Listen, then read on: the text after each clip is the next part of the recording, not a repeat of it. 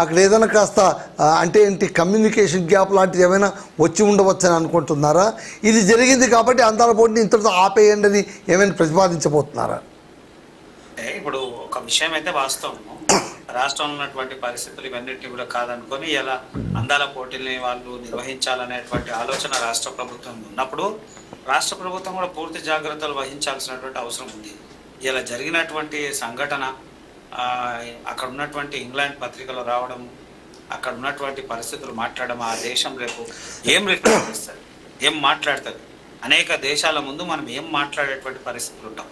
అసలు జరిగిన విషయం ఏందో తేల్చకుండా సరే నిజంగా కూడా అభివృద్ధి విషయం మాట్లాడుకుంటే ఇందాక వారు మాట్లాడినట్టు అభివృద్ధి విషయంలో ఎక్కడ వెనుకబడమో మనకు తెలుసు, ఏమేమి జరుగుతుందో మనకు తెలుసు. తీసుకుపోయి మొత్తం అంటే తీసుకుపోయి ఢిల్లీలో ఆయన ముట్టకపోతే ఆయన సీట్ పోతుంది అనే పరిస్థితి ప్రజల్లో సామాన్యుడు కూడా తెలిసిపోయింది. ఇలా పార్టీలో ఉన్నటువంటి ప్రతి ఒక్కరికి, అలా పార్టీలో తెలుసు, ప్రతిపక్షంలో ఉన్నటువంటి తెలుసు, అందరికీ తెలిసిపోయింది. ఏమని ఏ రోజైతే రేవంత్ రెడ్డి తీసుకపోయి ఢిల్లీ వాళ్ళ బాస్కి డబ్బులు ఇవ్వడో ఆ రోజు ఆయన ముఖ్యమంత్రి పదవి పోతానే భయంలో ఉన్నాడు. ప్రతిసారి ఏదో ఒకటి చేస్తా ఉన్నాడు, ఎట్లా ఒకటి చేస్తా ఉన్నాడు. మళ్ళీ పోయినప్పుడల్లా ఎట్లా చేస్తున్నాడు ఏం సంగతి తెలియదు. ఇన్నిసార్లు పోతా ఉన్నాడు. సరే మేమేమంటున్నాం అభివృద్ధి అభివృద్ధి అనే మాట మాట్లాడుతున్నాం. కానీ ఇలా రాష్ట్రం మీద వచ్చినటువంటి సంక్షేమం, ఇలా రాష్ట్రం మీద వచ్చినటువంటి ఏదైతే అపదిష్ట పాలు చేసినటువంటి కార్యక్రమం ఉందో అసలు నిజంగా వాళ్ళు ఎవరు, వాళ్ళ వెనకాల ఉన్న వాళ్ళు ఎవరు, ఈ నలుగుట్ల ఎవరైనా మనం అన్నారా? ఆమె వ్యక్తిగత కారణాలు ఎన్నున్నా ఏది అనకుండా మాత్రం ఇది జరగదు. నిప్పు లేనిది పొగ రాదు. ఎంతో కొంత ఉంటుంది. నిజంగా కూడా ఆమె వేశ్యగా చేసిండు, కోతుల్లాగా మమ్మల్ని ఆడిచ్చిరు అనేటువంటి పరిస్థితి ఆవిడ అంటున్నది అని అంటే అలా ఎంతో కొంత లేనిదైతే అనరు కదా. ఖచ్చితంగా ప్రభుత్వం దాని మీద చాలా సీరియస్ తీసుకోవాల్సినటువంటి అవసరం ఉంది. మనము దేశ ప్రతిష్ట ఎంత ముఖ్యమో రాష్ట్ర ప్రతిష్ట కూడా అంతే ముఖ్యం. ఇలా ప్రతిష్టని అప్రతిష్ట పాలు చేసేటువంటి కార్యక్రమం జరిగింది. నిజంగా ఆ ఇన్వెస్టర్, ఆ వచ్చినటువంటి స్పాన్సర్లు ఎవరు, ఆ ఉన్న వాళ్ళు ఎవరు, వీరు ఎవరితో ఉన్నారు, ఆ షెడ్యూల్లో ఎవరు ఉన్నారు అనేది కంపల్సరీ ప్రభుత్వం బయటికి చెప్పాల్సినటువంటి అవసరం ఉంది. అది చెప్పకుండా అదేం జరగలేదు, ఆమె వ్యక్తిగత కారణాల వల్ల పోయింది, మేము ఇది విచారించినము అది విచారించినము, ఆమె ఆరోపణలు తప్పు. అరే ఆరోపణలు తప్పు అని అంటే ఈ మనం మీరు నేను మాట్లాడడం కాదు కదా. ఇక్కడ ఎవరు స్టేట్మెంట్ ఇవ్వాలి వాళ్ళు స్టేట్మెంట్ ఇవ్వాలి కదా. ఎవరు మాట్లాడాలో వాళ్ళు చెప్పాలి కదా. అసలు ఆ నలుగురు ఎవరు?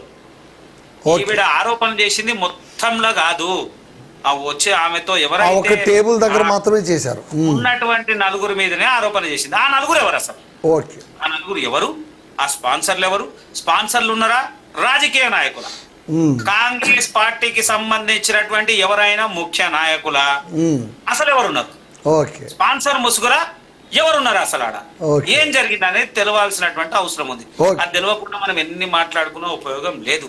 ఎప్పుడైతే తెలిసిన తర్వాత ప్రభుత్వం దాని మీద సీరియస్ తీసుకొని దాని మీద పూర్తి స్థాయి విచారణ చేసి ఎవరో దోషి ఉన్నారో దోషిని ఇచ్చేసేటువంటి పరిస్థితి ఉందంటే ఖచ్చితంగా ప్రపంచ దేశాల ముందు మనం గర్వించదగ్గటువంటి విషయం ఉంటుంది. తప్పు చేస్తే ఎంత పెద్దోని కూడా వదలరు. ఆ జరిగినటువంటి తప్పును వాళ్ళు క్షమాపణ చెప్పడం జరిగింది. ఆ ప్రభుత్వం చాలా సీరియస్ తీసుకున్నది. దాని మీద పూర్తి స్థాయి విచారణ జరిగింది అనేది మళ్ళా ఎవరైతే బాధిత మహిళగా ఉన్నటువంటి కంటెస్టెంట్ ఉందో ఆమెనే చెప్పాలి. మళ్ళా నేను చెప్పిన దానికి, ఎందుకంటే ఆమె అంటుంది విచారించమని అంటుంది కదా, విచారించమని ఆమె చెప్తా ఉంది కదా. చెప్పినప్పుడు మనం చెప్పినప్పుడు ఆమె అనాలి అవును నిజమే అన్నదానికి వాళ్ళు ఇచ్చేసారు, ఎవరైతే మాట్లాడారు వాళ్ళు పూర్తి స్థాయి మాకు క్షమాపణ చెప్పారు, మేము దాన్ని ఇచ్చేస్తున్నాం అనేటువంటి బాధ్యత రాష్ట్ర ప్రభుత్వం ఉంది. అది లేకుండా ఏదో మాట్లాడినాము చేసినాము కార్యక్రమం అయిపోయింది, 200 కోట్లు నీళ్ళల్లో పోసినాం, ఏం చేసారు నాయన అని అంటే విచిత్రంగానే ఉంది అంతా. ఇలా తిండికి లేక ఏడుస్తుంటే ఇది అవసరమా? ఆయనే అంటుండే అప్పులే లేవు, నాకు ఎవడు అప్పించటోడే లేడు, రాష్ట్రం పరిస్థితి లేదు, ఖజానా లేదు, 16,000 కోట్లు కాలి వడ్డే కడుతున్నాను, ఇవన్నీ కడుతున్నా అన్నప్పుడు ఏం చేయాలి?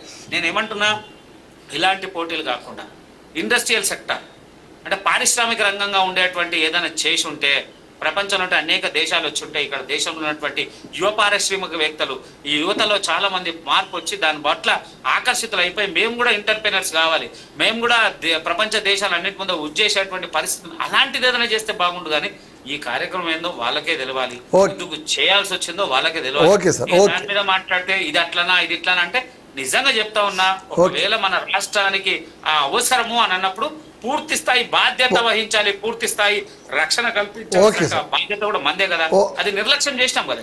నిర్లక్ష్యం చేసినందుకు పరిస్థితులు ఏడికైపోయినాయి. ఓకే గాంధీ గారు, గాంధీ గారు పడేటువంటి పరిస్థితులు ఉన్నాయి. ఓకే గాంధీ గారు, ఒక్క నిమిషం ఆగండి. శ్రీకాంత్ గారు, ఇప్పుడు గాంధీ గారు మాట్లాడుతూ ఒక మాట అన్నారు, కాంగ్రెస్లో ముఖ్యమైన నాయకులు ఎవరైనా ఉన్నారని. కానీ చాలా విచిత్రంగా ఈరోజు ఏదో ఒక పేపర్ క్లిప్ ఎవరు ఫార్వర్డ్ చేస్తే చూశాను, అందులో బీఆర్ఎస్ నాయకులని వాళ్ళ పేర్లు పెట్టారు. ఇప్పుడు నేను నెక్స్ట్ మీతో మాట్లాడాలనుకుందే అదండి. ఇప్పుడు మనం మూడు అది శంకరపల్లి ఫార్మ్ హౌస్ రమ్మని పిలిచారు. అదే ఇక్కడ మూడు విషయాలు మనం మాట్లాడుకోవాల్సింది ఉంది. ఒకటి, అసత్య ప్రచారాలు. ఇది నిర్వహిస్తుంది ఎవరండి? ఎవరి ప్రభుత్వం అండి? ఎవరి హయాంలో జరుగుతుందండి? వద్దన్నా చేస్తుంది ఎవరండి? సరే, కాంగ్రెస్ ప్రభుత్వం హయాంలో జరుగుతుంది. కానీ మా కేసీఆర్ గారు ఎప్పుడు అంటారు, మొన్న కేటీఆర్ గారు కూడా అదే మాట అన్నారు, నిజం గడప దాటే లోపల అబద్ధం ఊరంతా షికారు చేస్తుంది. అది నిజం అండి. ఇది చూడండి, అదే బీఆర్ఎస్ అగ్రనేతపై లైంగిక వేధింపుల కేసు. ఏంటండి ఇది? ఏమన్నా అర్థం ఉందా? అంటే ఎంత దారుణంగా ఎన్ని అసత్య ప్రచారాలు, ఎన్ని అబద్ధాలు, ఎన్ని అవాస్తవాలు. అక్కడిది కవర్ చేయడానికి ఇది కేవలం ఏదైనా సరే వాళ్ళు ఏ తప్పు చేసినా ఏది చేసినా బీఆర్ఎస్ ప్రభుత్వం వైపు, బీఆర్ఎస్ పార్టీ వైపు నూకేయాలి. ఏంటండి ఇది? ఇంత దారుణమా? ఇదొక్క విషయం. అయితే ఇక్కడ ఒక్క విషయం మనం, అంటే మా పార్టీ తరఫున ఒక కార్యకర్తగా మేము సంతోషించే విషయం ఒకటి ఉంది. ఏంటంటే ఈ అందాల పోటీలు నిర్వహించడం వలన 170 దేశాల నుంచి వచ్చిన ప్రతినిధులు, ఆ టీం అందరికి అనుకోండి, ఆ అన్ని దేశాల వారు మా కేసీఆర్ గారు నిర్మించిన మంచి ఏది సెక్రటేరియట్ అనుకోండి, మరి అంతే కదండి. ఇప్పుడు మా కేసీఆర్ గారు ఆనవాళ్ళే లేకుండా చేస్తా అన్న లేదు. మన ఇప్పుడు వాళ్ళు మీ కేసీఆర్ కట్టారని చెప్తలేరు కదా. అది కాదు. ఇప్పుడు కేసీఆర్ గారు కట్టారా లేదా అనేది ఆటోమేటిక్ ఎవరికైనా తెలిసిపోతుంది, ఈజీగా గూగుల్లో తెలిసిపోతుంది. ఎవరు ఇది ఎప్పుడు కట్టిర్రు, ఎవరు స్టార్ట్ అయింది, ఏ హయాంలో స్టార్ట్ అయింది, ఏ ఇయర్లో స్టార్ట్ అయింది, క్లారిటీగా వచ్చేస్తుంది.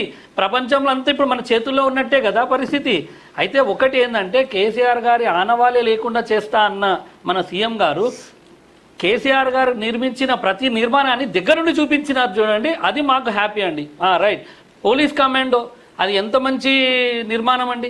దాని ముందు నిల్చోబెట్టి ఫోటోలు దిగించారా, ఓకే సంతోషం. మా కేసీఆర్ గారు అనువున మా కేసీఆర్ గారు కనబడతారు అని మా కార్యకర్తలకు మేము గల్లా ఎగరేసుకొని చెప్పుకునే అవకాశం ఒకటి కల్పించినారు.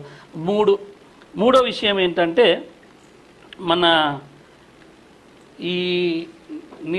మన ఈ కార్యక్రమంలో భాగంగా ఒక్క విషయము, ఈ చౌమా హల్లా విందు కార్యక్రమం అనేది అసలు వీరి కార్యక్రమం లిస్టులోనే ఈ కార్యక్రమం లేదు.